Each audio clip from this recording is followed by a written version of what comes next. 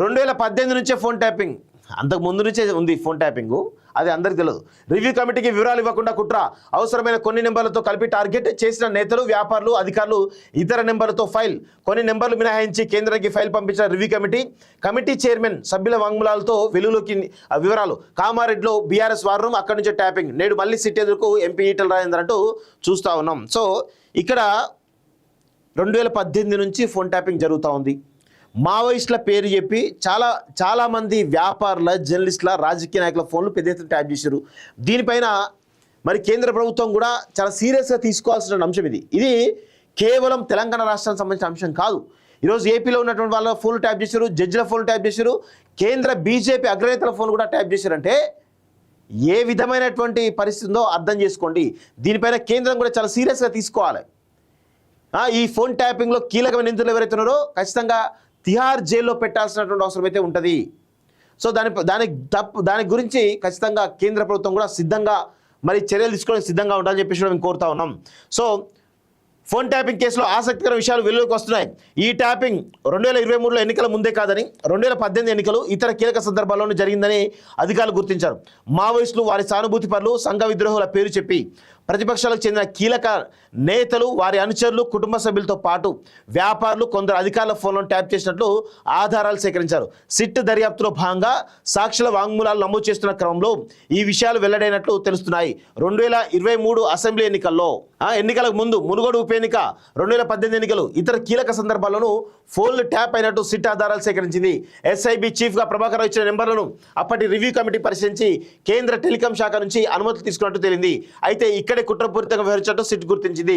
Review కమిటీకి పూర్తి వివరాలు ఇవ్వకుండా అవసరమైన అతి కొద్ది నెంబర్లతో పాటు టార్గెట్ చేసిన వారి నెంబర్తో ఫైల్ పంపించి అనుమతులు తీసుకొచ్చినట్లు ప్రాథమిక విచారణలో తేలింది. ఎప్పటికప్పుడు టార్గెట్ చేసిన వారి ఫోన్ నెంబర్లతో ఫైల్ సిద్ధం చేసి పంపి రివ్యూ కమిటీ డిఓటి నుంచి అనుమతులు తీసుకున్న తర్వాత ట్యాపింగ్ చేసినట్లు సిట్ గుర్తించింది. రివ్యూ కమిటీ చైర్మన్గా ఉన్న అప్పటి సిఎస్ శాంతికుమారి, సభ్యులుగా ఉన్నటువంటి జిఐడి పొలిటికల్ కార్యదర్శి రఘునందన్ రావు, అప్పటి హోంశాఖ కార్యదర్శి జితేందర్, అప్పటి ఇంటెలిజెన్స్ చీఫ్ అనిల్ కుమార్ల వాంగ్మూలం సేకరించిన సమయంలో సిట్ ఈ విషయం గుర్తించినట్టు సమాచారం. విదేశీ పర్యటనలో ఉన్న మాజీ సీఎస్ శాంతికుమార్ తిరిగి వచ్చిన తర్వాత అవసరమైతే మరోసారి వివరాలు సేకరించి పూర్తి స్థాయిలో వాంగ్మూలం రికార్డ్ చేయనున్నారు. ఎస్ఐబి నుంచి ఫోన్ ట్యాపింగ్ జాబితా రావడంతో నమ్మకంతో రివ్యూ కమిటీ పూర్తిగా పరిశీలించకుండానే కేంద్ర టెలికాం శాఖకు ఫైల్ పంపినట్టు తేలింది. సో అప్పటికి కొన్ని అనుమానాస్పద నెంబర్లకు అనుమతులు ఇవ్వకుండా కమిటీ తిరస్కరించినట్లు విచారణలో గుర్తించారు. కాగా ఇప్పటి వరకు 5 సార్లు సిట్ విచారణకు హాజరైన ప్రభాకర్ రావు రివ్యూ కమిటీకి అనుమతి, ఆమోదంతోనే ట్యాపింగ్ చేసినట్టు వెల్లడించారు. అసలు విషయాలను అధికారులకు నివేదించకుండా కుట్ర చేసినట్లు దర్యాప్తు అధికారులు అంచనాకు వచ్చారు. సో ఇక కేసు దర్యాప్తులో భాగంగా కాంగ్రెస్, బీజేపీ నాయకులు, కొందరు సాక్షులు సోమవారం సిట్ విచారణకు హాజరయ్యారు. సో అధికారులు వారి వాంగ్మూలాలు నమోదు చేశారు. బీజేపీ ఎంపీ ఈటల మంగళవారం విచారణకు హాజరై వాంగ్మూలం ఇవ్వనున్నారు.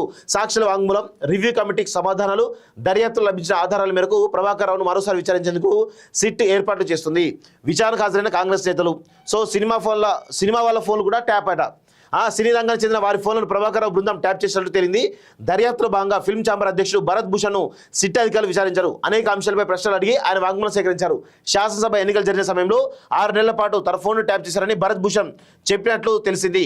సినీ పరిశ్రమ చెందిన మరికొందరి నుంచి కూడా వాంగ్మూలం సేకరించేందుకు సిట్ సిద్ధమవుతున్నట్టు తెలుస్తోంది. కామారెడ్డిలో బీఆర్ఎస్ వార్ రూమ్ పెట్టినట్టు చూస్తూ ఉన్నాం. సో ఇక్కడ చాలా విషయాలు గమనించాలి. ఇక్కడ ఎంత దారుణంగా అంటే ఎస్ఐబి చీఫ్ ప్రభాకర్ రావు ఆధ్వర్యంలో ఇక నెంబర్లన్నిటిని కూడా సేకరించేసి జర్నలిస్టులు, రాజకీయ నాయకులు, సినీ ప్రముఖులు, వ్యాపార, ఇంకా వీళ్ళ బంధువులు చుట్టుపక్కల ఫ్రెండ్స్ వాళ్ళు ఉంటారు కదా, వాళ్ళందరూ కూడా. సో ఇట్లా కేటగిరీ వైజ్గా ప్రతి ఒక్కరు కూడా ట్యాప్ చేశారు. ఇక్కడ సినిమా వాళ్ళని ఎందుకు ట్యాప్ చేశారు, దీని వెనకాల మతలబ్ ఏంటి, అసలు ఈ విషయాలు కూడా తెలుసుకోవాల్సిన అవసరం ఉంటుంది వాస్తవంగా. ఎందుకంటే సినిమా వాళ్ళని ఎందుకు ట్యాప్ చేయాల్సిన అవసరం ఏంది, ఏం దందా జరిగింది దీని వెనకాల జరుగుతున్నటువంటి వ్యాపార దందా ఏంది, లావాదేవీలు ఏంది, ఇవన్నీ కూడా బయటికి రావాలంటే ఖచ్చితంగా సిబిఐ రంగంలోకి దిగాలి అండ్ ఈడీ కూడా రంగంలోకి దిగితే అన్ని విషయాలు కూడా బయటకు వస్తాయి. బెండ్ తీస్తారు ఈడీ సిబిఐ కలిస్తే. సో ప్రభాకర్ రావును ఎందుకు ఉపేక్షిస్తున్నారు, ఇంకా ఆయన నుంచి ఆయన చెప్పింది ఇంతవరకు నాకు తెలిసి ఒక 5% కూడా చెప్పలేదు. ఇంకా 95% సమాచారం ఆయన దగ్గర నుంచి రావాల్సిన అవసరం అయితే ఉంటుంది. సో దీనిలో భాగంగానే మరి ఇక్కడ ఏసీబీకి సిట్కు సాధ్యమవుతుందా, లేదంటే ఈ కేసును సిబిఐకి కానీ ఈడీ కానీ మరి పంపిస్తారా అనేది కూడా చూడాల్సిన అవసరం అయితే ఉంది. ఎందుకంటే జడ్జిల ఫోన్లు కూడా ట్యాప్ చేశారు. ఇంకా ఇది మర్చిపోయాను, ఇంకా జడ్జిల ఫోన్లు కూడా ట్యాప్ చేసినట్టే వీళ్ళు ఎంత దుర్మార్గంగా వ్యవహరించారో కేసీఆర్ ఈ కేటీఆర్ వీళ్ళు చాలా దుర్మార్గంగా. దీనిపైన అసలు ఒక ముక్క కూడా మాట్లాడరు వీళ్ళు ఫోన్ ట్యాపింగ్ పైన.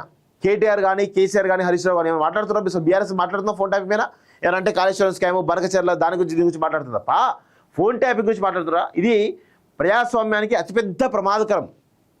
అతిపెద్ద ఈరోజు ఈ భారతదేశ రాజ్యాంగాన్ని కావచ్చు, భారతదేశ సార్వభౌమాధికారాన్ని దెబ్బతీసినటువంటి కుట్ర చేసిండు కేసీఆర్ అనేది చాలా స్పష్టంగా గుర్తుపెట్టుకోవాలి. వ్యక్తిగత హక్కును హరింపేసారు. ఇప్పుడు కేటీఆర్ మాట్లాడుతున్నాడు, నా వ్యక్తిగత హక్కును కాలరాస్తారా అని మాట్లాడుతున్నాడు. మొన్న నువ్వు చాలామంది జీవితాల్లో వెలిపెట్టావు కదా కేటీఆర్, దీని గురించి ఏమంటావు?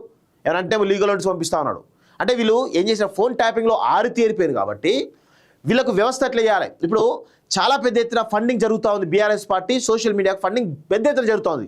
అది నితిన్ రెడ్డి ఆధ్వర్యంలో జరుగుతుందని చెప్పి చాలా పెద్ద ఎత్తున తెలుస్తుంది. కానీ ఇక్కడ చాలా పెద్ద ఎత్తున కుట్ర ఏంటంటే ఈ ఫోన్ ట్యాపింగ్ అన్నీ చేశారు కాబట్టి వీళ్ళకు లొసుగులన్నీ తెలుసు. ఫోన్ల ద్వారా ఏ విధంగా సమాచారం బయటకు వస్తుంది, లేకపోతే లావాదేవీల ద్వారా ఎట్లా బయటకు వస్తుంది అనేది చాలా పకడ్బందీగా తెలుసు. కాబట్టి వీళ్ళు ఒక వ్యవస్థను ఏర్పాటు చేసి ఆ వ్యవస్థ త్రూ ఎవరికి కూడా తెలియనటువంటి వ్యవస్థ అది. ఆ వ్యవస్థ త్రూ మొత్తం కూడా ఈరోజు సోషల్ మీడియా మెయింటైన్ చేస్తూ ఉన్నారు. ఈరోజు రాజకీయ నాయకులపై బురదలెట్టడు కార్యక్రమానికి పెద్ద ఎత్తున డబ్బులు ఫండింగ్ చేస్తూ ఉన్నారు. అన్ని ఛానళ్ళకి, యూట్యూబ్ ఛానల్కి కావచ్చు, మెయిన్ స్ట్రీమ్ మీడియా కూడా పెద్ద ఎత్తున డబ్బులు పంపిస్తా ఉన్న విషయం గమనించాల్సిన అవసరం అయితే ఉంటుంది. సో ఇదంతా గూడు పుటాని చాలా పెద్ద ఎత్తున కేటీఆర్ ఈ ఫోన్ ట్యాపింగ్లో ఆరితేరింది కాబట్టి ఎక్కడ కూడా దొరకకుండా చాలా పకడ్బందీ ప్లాన్ చేస్తూ ఉన్నాడు.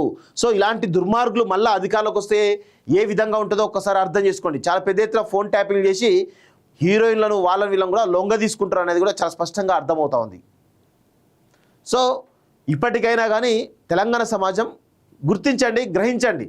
ఎందుకు అంటే ఈ మళ్ళా మీరు ఏదో బీఆర్ఎస్ను కాంగ్రెస్ పాలన బాగా చేస్తలేదు కదా అనే కోణంలో బీఆర్ఎస్ వైపు కొంత చూస్తున్నట్టుగా అర్థమవుతుంది.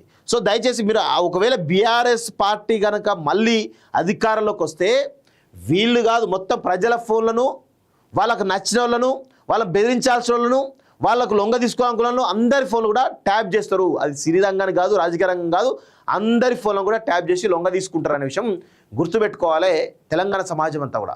ఈరోజు సినీ ప్రముఖులు చాలామంది కూడా కేటీఆర్కు తొత్తులుగా ఉన్నారు. గ్రహించండి, మీ పిల్లల ఫోన్లు ట్యాప్ చేసింది కేటీఆర్. మీ పిల్లల ఫోన్లను ట్యాప్ చేసిందంటే ఏ విధంగా సిచ్యువేషన్ ఉందో అర్థం చేసుకోండి. ఇప్పటికైనా కానీ అలాంటి దుర్మార్గుని పక్కన ఎంకరేజ్ చేయకండి. పెద్ద ఈ తెలంగాణ కాదు, ఈ భారతదేశంలోనే అత్యంత ప్రమాదకరమైనటువంటి వ్యక్తి ఎవరైనా ఉన్నారు అంటే అది కేటీఆర్ మాత్రమే. అత్యంత ప్రమాదకారి.